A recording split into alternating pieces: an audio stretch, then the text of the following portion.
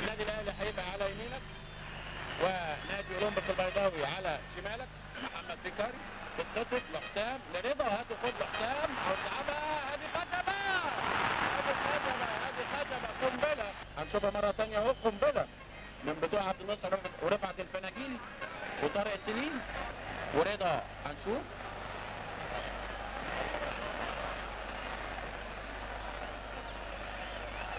ويشوط مصطفى وضربة مرمى للنادي الاهلي. بتلعب على طول حسام لابراهيم وحسام ويطلع على طول سعيد الضغاء يمسكه. يبقى كده واضح ان النادي الاهلي بيلعب كرة مباشرة وسريعة عالية وحلوة وحلوة. دماغه مظبوط، دماغه مظبوط. ابو دهب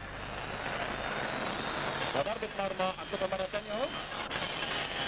رفعها رضا بالمقاس وابو الدهب لعبها وهو مغمض. مفتاح اللعب بتاعهم توفيق بلاغه ناحيه اليمين. محمد بكاري اهو توفيق بلاغه لسه بقولها هنا.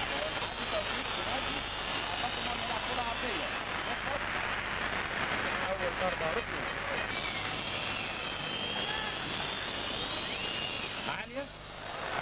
لا يخش رقم 2 جمال السلامي يحط هدف اوروبا في الدقيقه 8 من الشوط الاول. اما جماهير النادي الاهلي فبالتالي لم تهتز لهذا الهدف المبكر اللي احرزه جمال السلامي. هنشوفه مره ثانيه اهو على يمين شويه. ورضا عبد العال يلعب الضربه الركنيه ويروح على طول للشباب.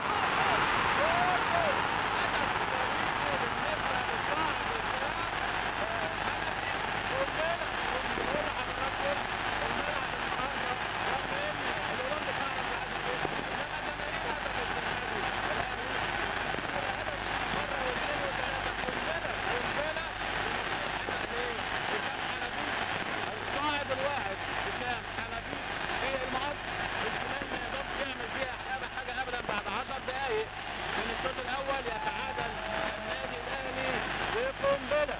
ما نقدرش نقول قال لك هنشوفها مره ثانيه اهو. يلعبها رضا ويطلعها على طول دفاع اولمبيك ويقابلها الصاعد الواعد. يا 1-1 مره ثانيه وثالثه ورابعه. هدف حلو قوي قوي قوي قوي قوي قوي.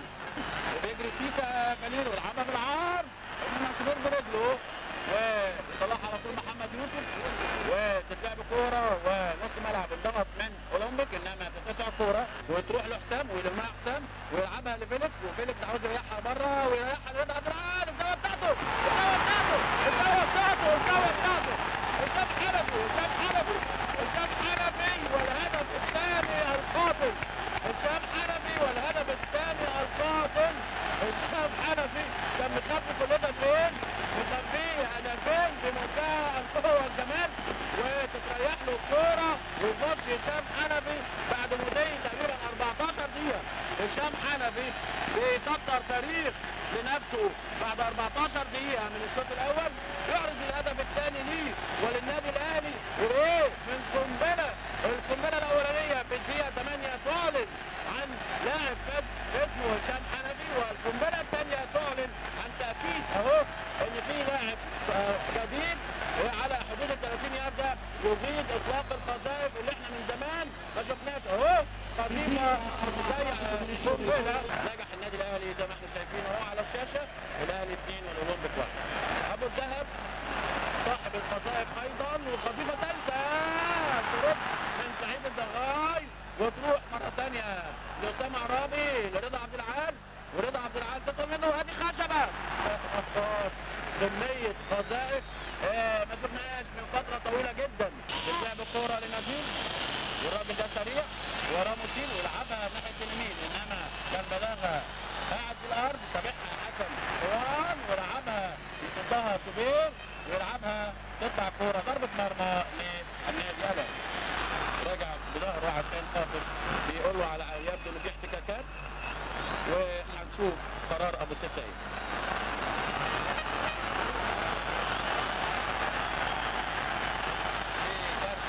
حط ايده في جيبه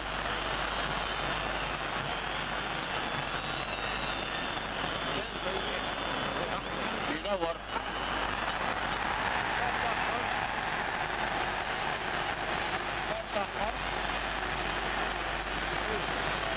ب 18 محمد بكاري اللي كان واخد انذار. محمد بكاري اهو اللي كان واخد انذار.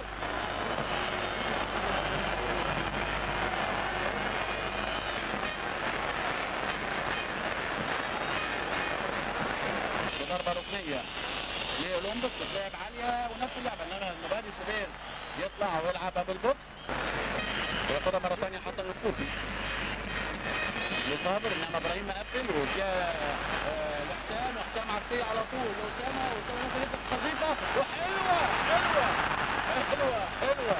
النهارده يوم القذائف. أسامة عرابي اطلق قذيفة برضه هنشوفها مرة ثانية اهي.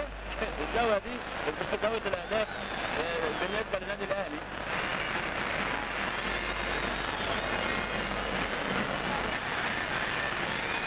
صابر وعكسية وشبير وبالبوكس المبادئ اهو كويس جدا تروح لأسامة عرابي.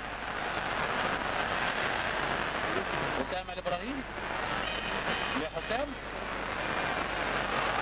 مع حسن القوطي، ياخدها حسن القوطي لحسن روان لبلاغة، جابها لبلاغة ماشي بلاغة وماشي بلاغة ويشوف قنبلة محمد بلاغة توفيق بلاغة يشوف قنبلة يتعادل أولمبيك بعد مضي تقريبا 32 دقيقة يتعادل أولمبيك البيضاوي بقذيفة برضه لتوفيق بلاغة. 2-2 في الدقيقة 32 من الشوط الأول أحرز هدف اللاعب توفيق بلاغة 2-2 وتصبح النتيجة 2-2. لسه المباراة فيها كتير جدا وتوفيق بلاغة اهو مفتاح اللعب بتاعهم مشى وعدى وأطلق قذيفة. يبقى المباراة النهارده فيها 4 أهداف لغاية دلوقتي ومستوى عالي جدا من الفريقين، ولسه بنلعب في الدقيقة 32 ولسه في كلام كتير جدا نقدر نقوله ويقدر النادي الأهلي يسطره النهارده إن شاء الله. واقع توفيق بلاغة على الأرض وياخدها تيتا فالاري ويعكس كورة لنزير يلمها نزير ويلعبها عالية ضربة مرمى لنادي الأهلي.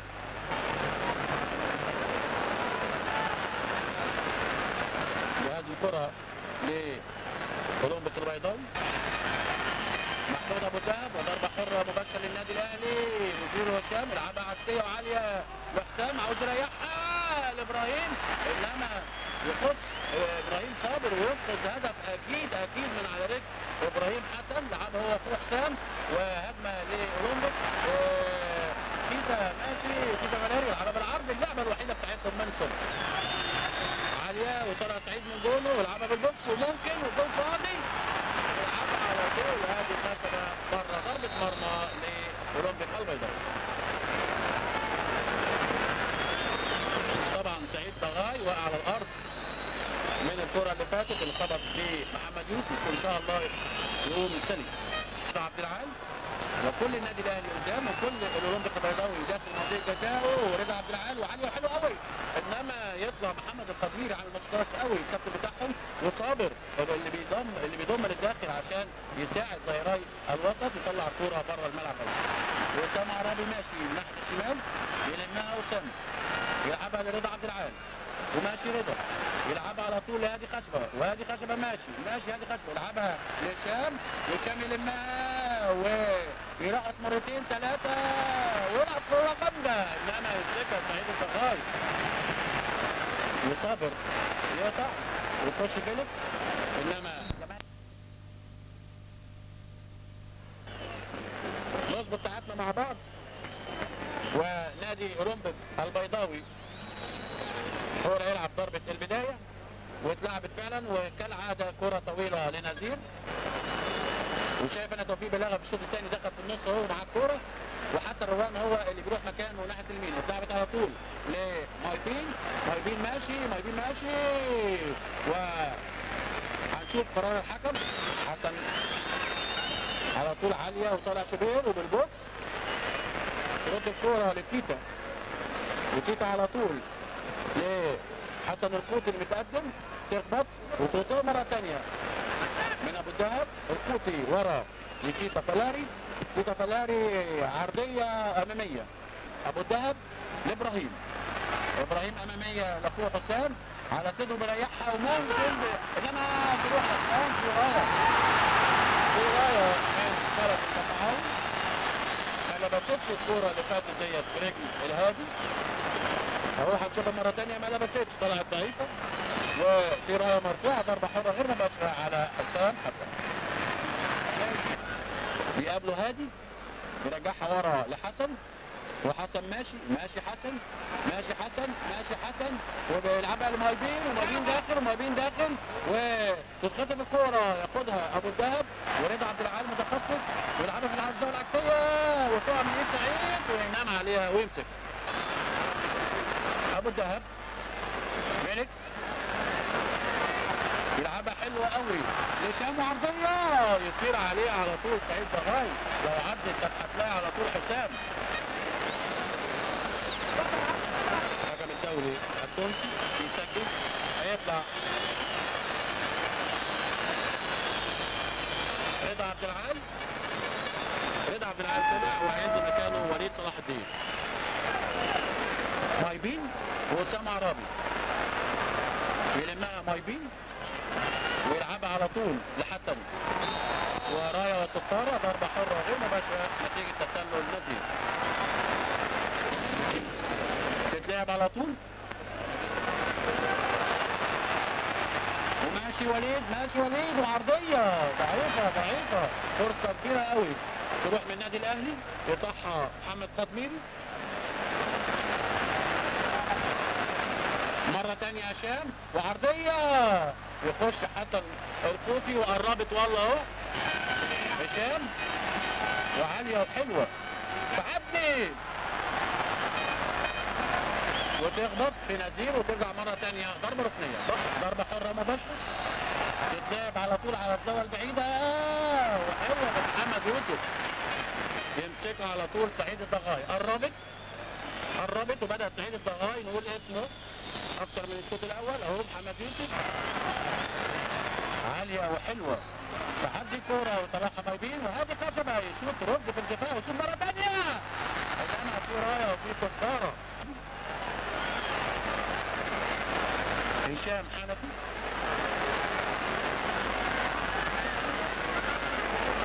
عكسيه تروح لمحمد يوسف بيجرب حظه يخبط في تيتا فالاري وتتحول ضربه ركنيه. هو وقع من قوه الضربه تيتا فالاري اهو. هادي لاسامه محمود ابو الدهب وماشي محمود وعاوز يجرب حظه ومساحات قدامه جامده تخبط في صابر وتفقد قوتها ويمسكها سعيد الضغاي وعوض بطرد محمد بكاري ولعب مكانه كان بيلعب خط الوسط لما عوض طرده تماما بيلعب باك وبيلعب في نفس الوقت لما الكوره بتبقى معاه. وادي توفيق بلاغه بيوسع نفسه عشان يشوط انما اتقفلت عليه الزاويه لحسن وتروح له مره ثانيه ويعدي توفيق بلاغه انما يحط رجله على طول ابراهيم وطلع الكوره بره الملعب. اوت فرصه كانت اهو هنشوفها مره ثانيه يلم لعيب كويس وبيحاول انه يشوط انما في التوقيت مظبوط جدا يحط ابراهيم حسن رجله وتطلع كوره ضربه ركنيه. تتلعب ضربه ركنيه وعلى طول حسام اللي راجع يساعد ورا يطلع كوره بمبدا السلامه بره الملعب. اول وسام عرابي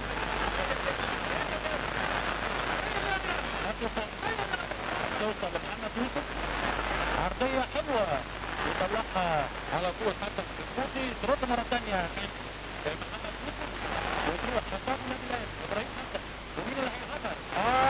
مباشر فرصه عمر من الاضطرابات كانت هتروح في المقص وكان انتهى الموضوع كله انما انتهى فقط بالرايحات اهو لو ضغط بس او سابها لحسام كان ممكن يبقى كده كلام ثاني خالص وتروح لجمال السلامي واخيرا يفقد الحكم الدولي بوستة في انتهاء الشوط الثاني من المباراة ونلعب وقت اضافي مدته ساعتين وبيثبت نفس الحكم وماشي لغايه دلوقتي كويس قوي الحكم بوستة من تونس الشقيق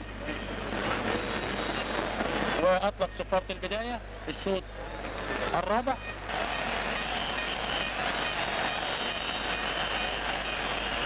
هنشوف مين اللي هيطلع. ابراهيم ابراهيم ياخدها مايبين. ماشي مايبين وبيهاجموا ابو الدهب. ترد مرة تانية لمايبين.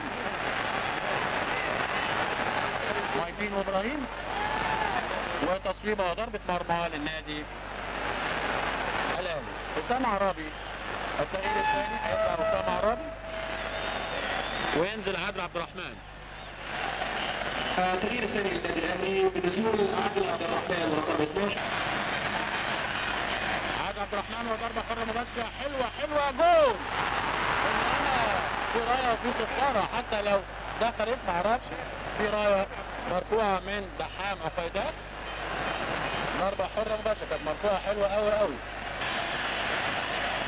هنشوفها مرة تانية اهو. وضربة حرة مباشرة للنادي الاهلي، بتلعب وعالية وحلوة. ابو الدهب بدماغه ويمسكها سعيد الضغاي. محمد يوسف بدماغه يمسكها سعيد الضغاي، انما قربت اهي برضه.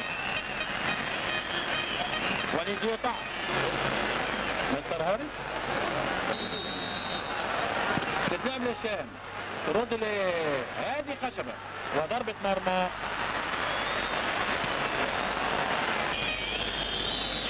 اللي مرات للداخل تروح المسير لمحمد القدميري، وتروح الكورة وشيل لوليد. ماشي وليد هو زي ما لقيته خد ولعبها مع فيليكس ومرة تانية وتصويبة حلوة. نجم المباراة النهارده محرز الهدفين هشام حنفي، انما انه بادئ سعيد الضغاي يطلعها ضربة ركنية. والله مستر هارس عمل تغييرات داخل الملعب. يقطع الكورة القدميري امامي